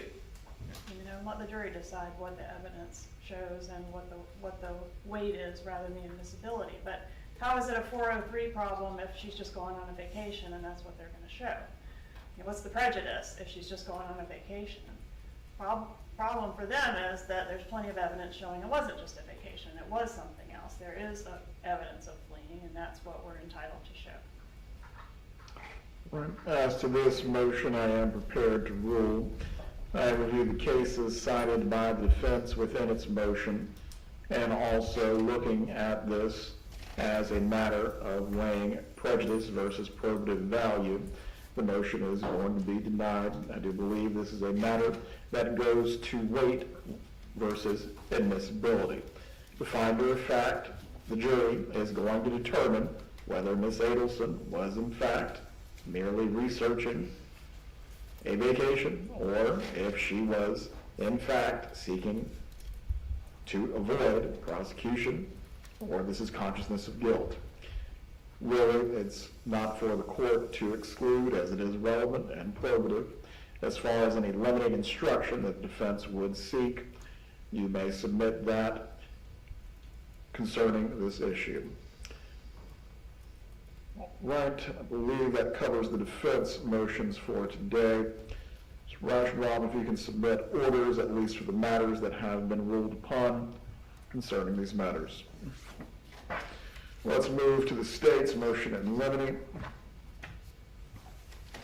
As to prong 1, Ms. Koppelman. Yes, Your Honor. As we have done previously, we are moving to exclude Mr. Rivera's affiliation with the gang and any specific prior bad acts as irrelevant and bad character evidence. Did you want me just to address prong 1? Just prong 1 for right now. Okay. I believe at least in the prior trial, this was granted in part, denied in part, specifically as it relates to the defense being able to cross-examine on the issue of bias as it relates to any plea. Are you aware of any authority that would otherwise suggest this is an inappropriate ruling? No, Your Honor. I anticipate Your Honor would make the same ruling. Very well. Does the defense have any argument to make as to prong 1? Well, I mean, I think we're going to have to bring up the Latin Kings. I mean, they inserted it. We weren't able to make this argument in the last trial. His affiliation with the Latin Kings is very relevant as to why and how Mrs. Adelson acted. Well, I believe it did come out that he was affiliated with a gang, did it not? It's just the name Latin Kings wasn't used? Yeah, I mean, I just don't want to go afoul of the court's ruling, right?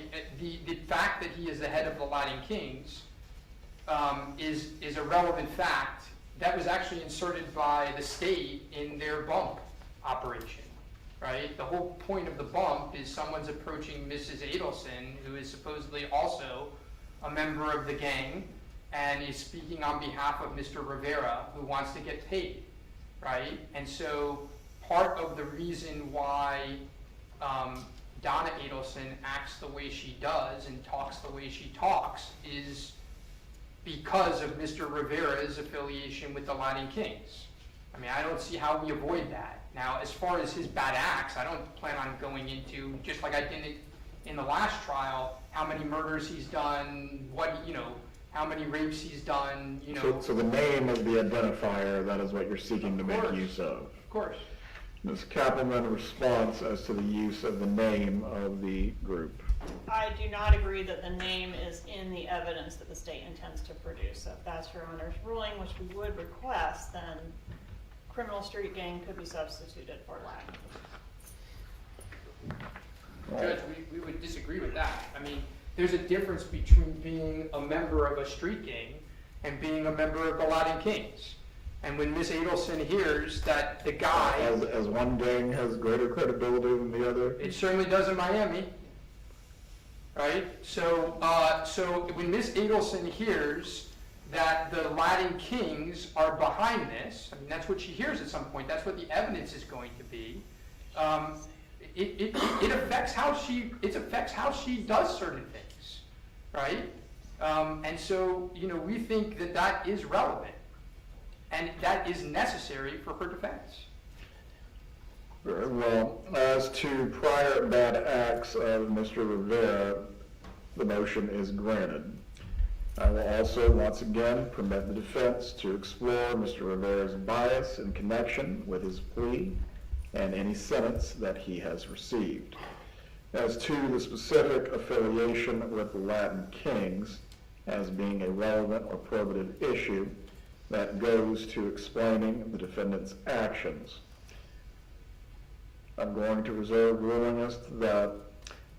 Specifically, again, in what context beyond hearing she knew he was a gang member are you planning to use this or present this to the jury? Mr. Rashbaum. So if there is testimony that she heard he was a member of the Latin Kings and she reacted a certain way, I should be able to confirm with him that he is the head of the Latin Kings. That's it. I don't think it's a 501c3, but this was a particular chapter that he was in charge of. Is that what you're getting at? Correct. Ms. Kappelman. Judge, we just think it's prejudicial, more prejudicial than probative. We don't think the evidence is going to support that she knew he was a Latin king. She knew there were gang members that were threatening to kill, is what the evidence showed in the last trial. So I guess we'll see how things develop. I would request that if the defense thinks the door has been open to that, we approach before they start throwing around the term Latin king. All right. Generally, as to the issue of Mrs. Adelson conformed her behavior or acted in response to what she believed were the threats of a gang member generally, I will permit that to be offered as a part of the defense's case in chief or any cross-examination. Specifically as to the use of Latin Kings, I'm going to reserve on that issue for now.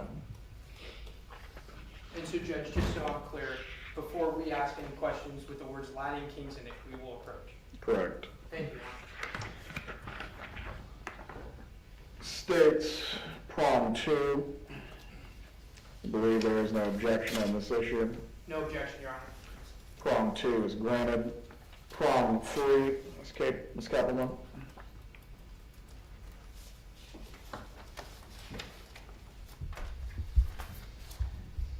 Yes, Your Honor. Prong 3 relates to Mr. Rivera's mental health status. This has been excluded previously. To reiterate, there's no evidence of Mr. Rivera's mental health condition affecting his testimony at any of the previous trials, nor do I have any evidence that he's suffering from any mental health symptoms currently that may affect his upcoming trial. Obviously, if that changed, I would notify the defense and the court, and there's no evidence that he was suffering from these symptoms at the time that these events that he's testifying about occurred, so I would move to exclude any evidence or mention of his mental health conditions or diagnoses or symptoms. Response? We don't plan on doing this unless something crazy happens in court. Then we'll approach Your Honor and we'll discuss it then, but we don't plan on proactively talking about his mental health. Very well. Prong 3 is granted. Counsel for the defense is directed to alert the court should you believe the door has been opened in a material way concerning this issue. As to prong 4, is there any dispute as to this prong? No, Your Honor, we've asked for the same courtesy with regards to our investigator, and they've agreed as well. Prong 4 is granted. Prong 5, is there any dispute? No, Your Honor. Prong 5 is granted as well. As to prong 6, is there any dispute? No, Your Honor. Prong 6 is granted. As to prong 7, the demonstrative aids, Ms. Kappelman, you may make your argument.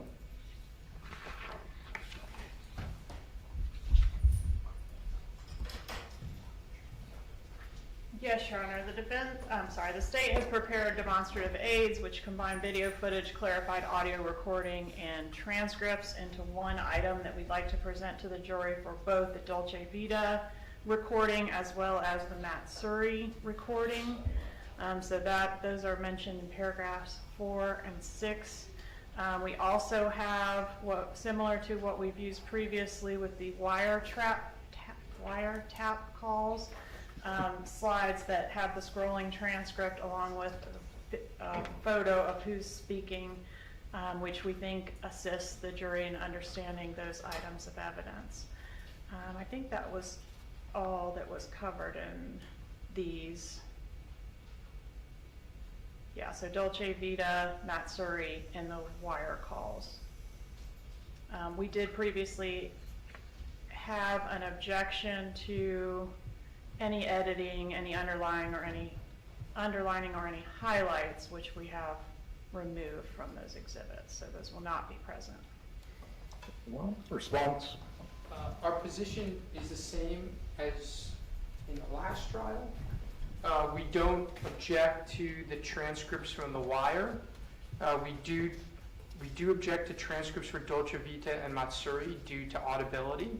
And last time I think the judge ruled with us and ruled that the transcripts would come in for the wire but not for Dolce Vita or for Matsuri, and that's our position today as well.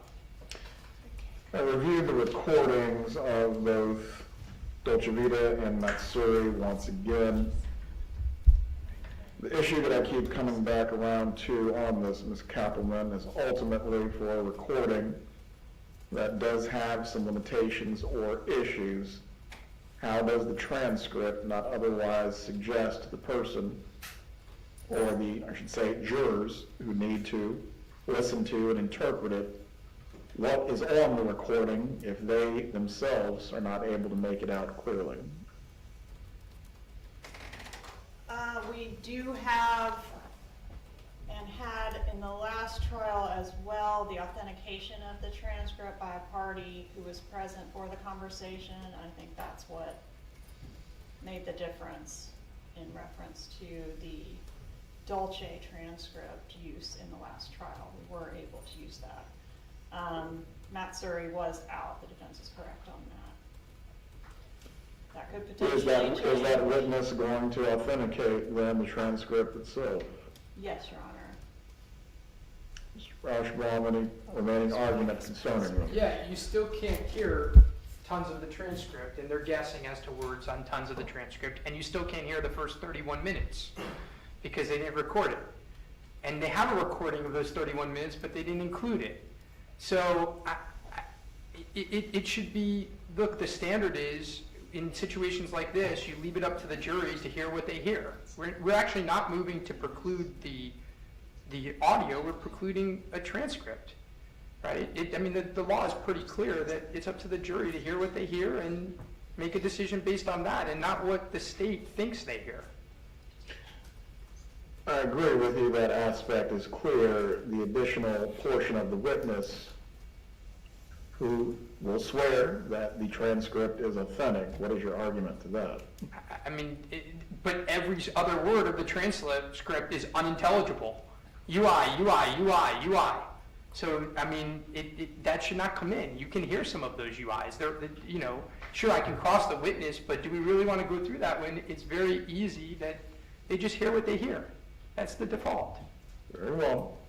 This will be granted in part and denied in part. As to any transcript for Matsuri, which there is no authentication available by any witness, that transcript will not be presented to the jury. The jury is to determine for themselves what they believe the recording holds. As to any use of transcripts as a demonstrative with the wiretap calls, that will be permitted. As to the use of any transcript relating to Dolce Vita, that will be subject to a proper foundation and authentication being made by the witness. The defense may challenge the foundation and authentication by the witness. However, if the proper foundation is laid at that point, this is no longer guesswork as it relates to the transcript. The parts that are unintelligible cannot be misrepresented in any way.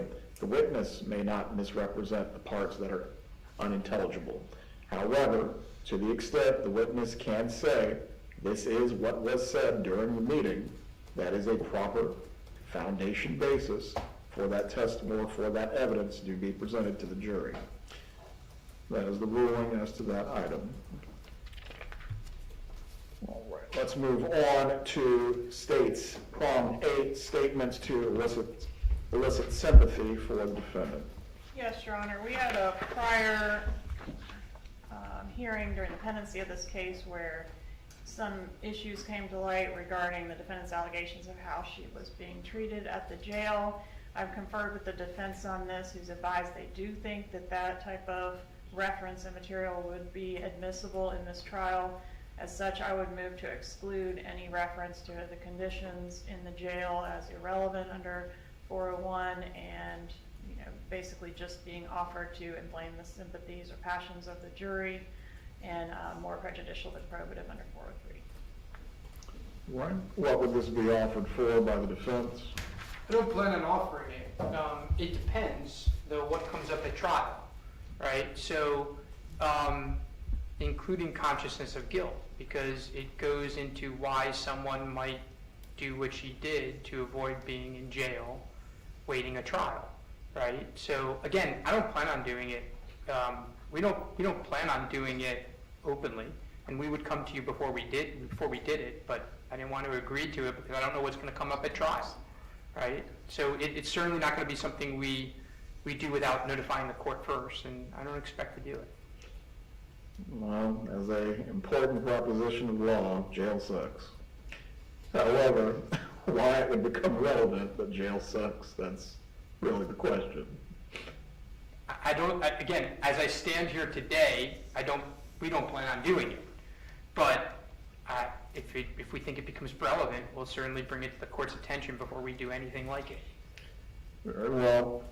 Prong 8 is going to be granted subject to any proper or relevant basis in which this evidence could be examined upon.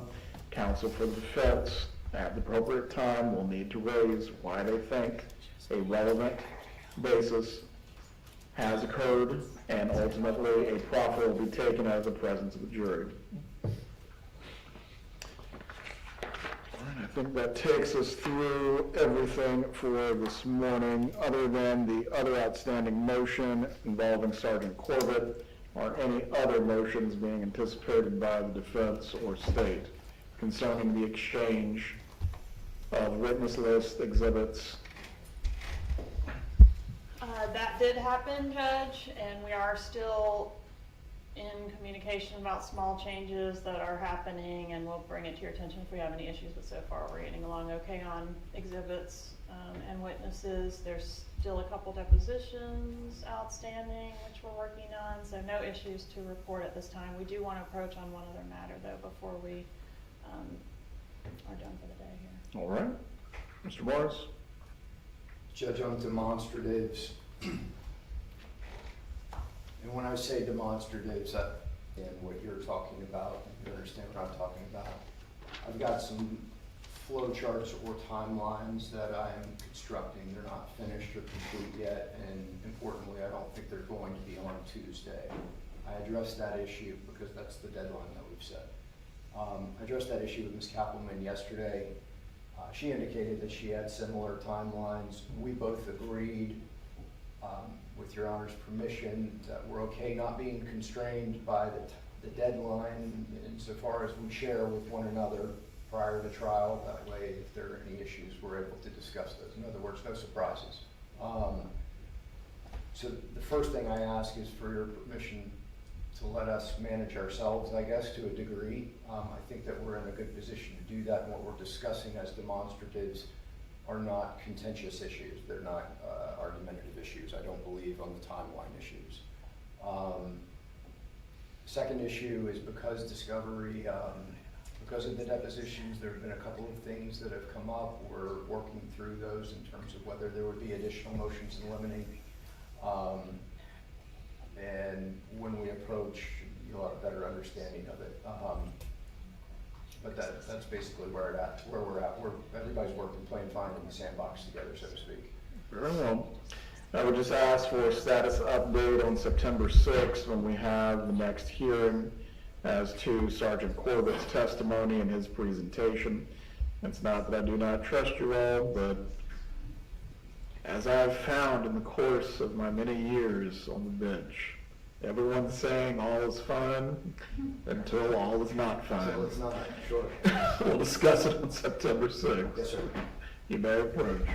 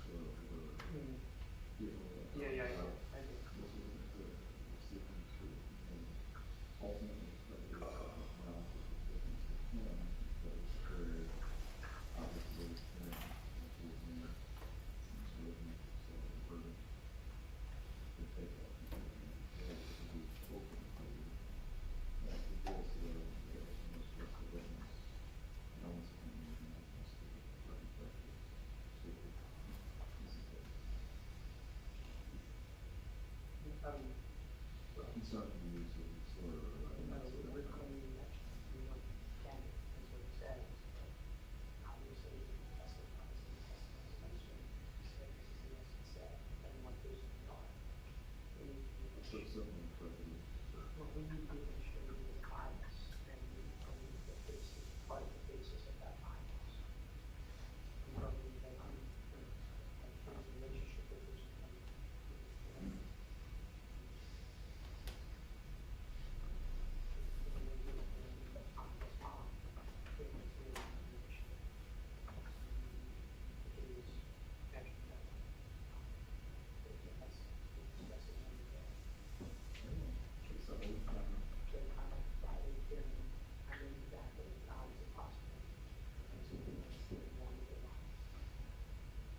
I mean, ultimately, for that, as long as it's clear and it's sufficient to take it out of the issue, put it on, and then the, physically, Tuesday, we have a hearing to follow, we just got that control.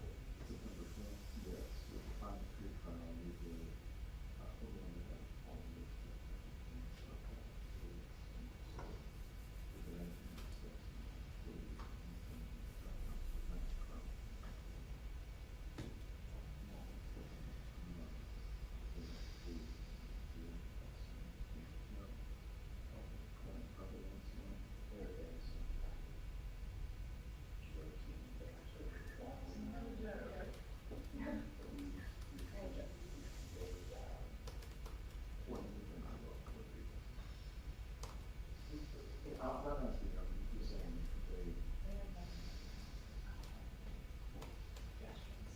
We made those suggestions.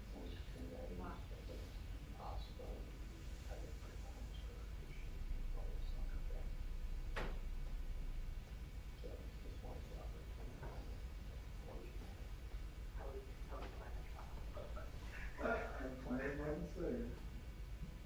It's so we have a clear record. That way they know nothing later. They're not sure what they have. But then somebody wanted to wait.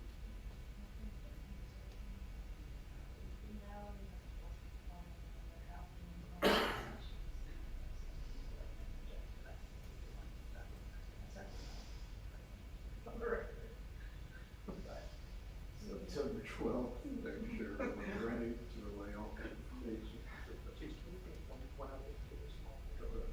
So one thing, I don't know if we have to do this, but in the last trial, not only did we have a couple columns in the court, which Yes. we eliminated, the call, the first day of problems downstairs. So what happened is the jurors got here and started talking. They didn't see it was the problem. And you said, and then we started talking before we even got up here. And he pretty much reminded them, so there's something we can do, so we don't have that issue repeated again. I think what I'm going to do is make sure we have more bills before we, and then maybe I can do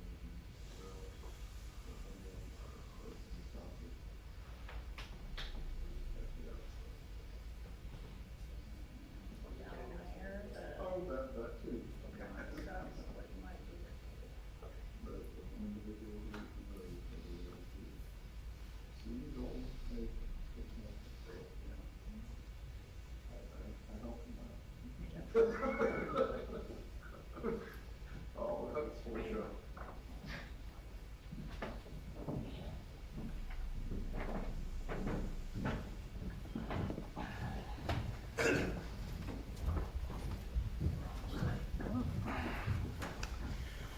That brings us to a conclusion for this morning. Please contact Lynn about the setting of the hearing for next Friday. Everyone have a good day.